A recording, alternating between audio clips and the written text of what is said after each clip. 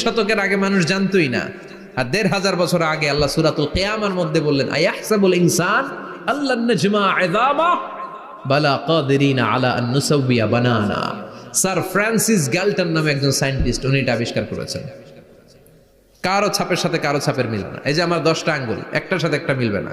পৃথিবীতে ৬০০ কোটি মানুষ যদি হয় তাহলে ৬০০০ কোটি আঙ্গুল, একজনের আঙ্গুলের ছাপের সাথে আরেকজনের ছাপ কথা কর। ইমিগ্রেশনে যাবেন, এটা দিতে হয়, বাসমা বলে আরবিতে। কিছুদিন আগে সিম কার্ড তোলার জন্য লাগছিল না, বায়োমেট্রিক অথেন্টিকেশন বলে না, এইটার জন্য দিতে হয়। কিয়ামতের ময়দানে আল্লাহ দেখাবেন কারোটার সাথে কারোটা মিলে না, সবগুলো আলাদা। আবার ফুটপ্রিন্টও আছে, পায়ের আঙ্গুলের ছাপও কিন্তু একজনের সাথে আরেকজনেরটা মিলে না। সুবহানাল্লাহ বলেন। প্রাণীদের গণনা করার জন্য এটা ইউজ করা হয়। সুন্দরবনে বাঘ শুমারি করে, কয়টা বাঘ আছে সুন্দরবনে গুনে, কেমনে গুনে? কাছে যায় গুনে, 1 2 3, কাছে যায় গুনা যাবে কথা কও। তখন তারা সুন্দরবনের বিভিন্ন জায়গায় বাঘের পায়ের ছাপ দেখে, ওইটা মেশিন দিয়ে তারা তুলে নিয়ে আসে। একটা বাঘের পায়ের ছাপের সাথে আরেকটার ছাপ মিলে না।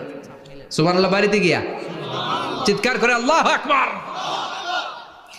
আবার কাবা ঘরের পাশে একজন নবীর ফুটপ্রিন্ট আছে, নবীর নাম কি কথা কন? ওয়াত্তাখিদু মিন মাকাম ইব্রাহিম মুসাল্লা, সাইয়েদনা ইব্রাহিম আলাইহিস সালামের ফুটপ্রিন্ট ওইখানে আছে।